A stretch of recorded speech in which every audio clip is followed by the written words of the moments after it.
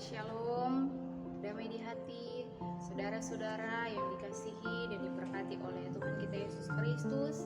Hari ini kita bersyukur kepada Tuhan untuk kasih bahkan pemeliharaan Tuhan bagi kehidupan kita, hingga kita boleh ada bahkan terus terpelihara oleh karena nama Tuhan. Saudara-saudara yang dikasihi dan diberkati oleh Tuhan kita Yesus Kristus, hari ini kita akan membaca bahkan merenungkan firman Tuhan. Tetapi sebelum itu, mari kita berdoa. Segala pujian dan syukur, hormat bahkan kemuliaan kami naikkan kepadamu Tuhan Bapa di surga, Allah yang sungguh teramat baik di tengah-tengah kehidupan kami.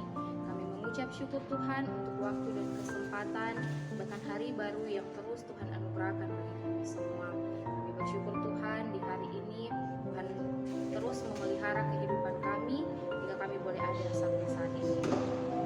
Karena itu Tuhan, kami hendak membaca bahkan merenungkan firman-Mu di pagi hari ini. Karenanya kami memohon kepadamu, Tuhan berikan kami hikmat bahkan pengertian agar kami boleh mengerti bahkan memahami firman yang akan kami baca bahkan renungkan. Kini kami yang berdoa, kami sudah siap bahkan rindu untuk mendengarkan firman-Mu. Demi Kristus Yesus yang adalah firman kehidupan, kami berdoa. Amin. Bagian bacaan Alkitab kita di hari ini diambil dari kitab 1 Korintus 9 ayat 13 hingga ayat yang ke-15. Firman Tuhan berkata demikian. Tidak tahukah kamu bahwa mereka yang melayani dalam tempat kudus mendapat penghidupannya dari tempat kudus itu, dan bahwa mereka yang melayani mezbah mendapat bagian mereka dari mezbah itu?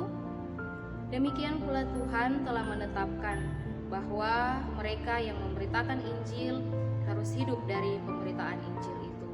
Tetapi aku tidak pernah mempergunakan satupun dari hak-hak itu. Aku tidak menulis semuanya ini supaya aku pun diperlakukan juga demikian. Sebab aku lebih suka mati daripada sungguh kemegahanku tidak dapat ditiadakan siapapun juga. Demikian jauh bacaan kita di saat ini, dan tema perenungan kita di hari ini sesuai dengan renungan harian keluarga, yaitu kemegahan hidup bukan pada harta tapi karya. Saudara-saudara, jika kita cermati dalam kehidupan sehari-hari, maka kita dapat melihat bahwa orang sering berbangga dan bermegah dengan apa yang dimilikinya. Kalau seseorang memiliki kekayaan, memiliki jabatan, dan ilmu pengetahuan yang tinggi, ia sering memegahkannya. Ada yang bermegah atas rumahnya, mobilnya, kebunnya, prestasinya, dan jabatan-jabatan yang pernah diembannya. Semua hal ini tentu tidaklah salah. Walaupun demikian, orang sering mengevaluasi kemegahan-kemegahan seperti itu. Sampai kapan kemegahan-kemegahan seperti itu? Dan apakah semua kemegahan itu mendatangkan manfaat bagi diri sendiri dalam hubungan dengan Tuhan, atau apakah mendatangkan manfaat bagi orang lain dalam hubungannya dengan Tuhan? Kalau semua kemegahan itu tidak mendatangkan faedah untuk keselamatan, maka semua kemegahan itu tidaklah berarti apa-apa. Bagian Alkitab yang kita baca di hari ini menceritakan tentang kemegahan Paulus. Pertama-tama ia menyebutkan tentang hak hidup dari orang yang mengambil bagian dalam pelayanan. Mereka berhak mendapatkan bagian kehidupannya dari mezbah. Hal ini sudah ditetapkan oleh Tuhan bahwa orang yang memberitakan Injil harus hidup dari pemberitaan Injil.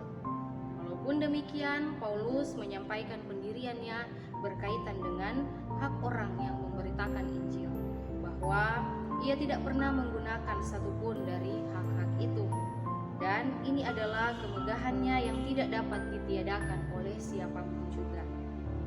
Hal ini memberi pengertian bahwa kemegahan Paulus adalah ketika ia tidak menuntut hak-haknya dalam pekabaran Injil, dan terutama karena ia dapat memberitakan Injil keselamatan bagi orang lain. Kemegahan Rasul Paulus merupakan pelajaran yang sangat berharga bagi kita semua sebagai keluarga Kristen. Sebagai orang tua pasti sangat bermegah jika kita boleh mengambil bagian dalam pelayanan di jemaat, tapi terutama dalam pelayanan di rumah, sebagai suami istri, sebagai orang tua dan anak-anak.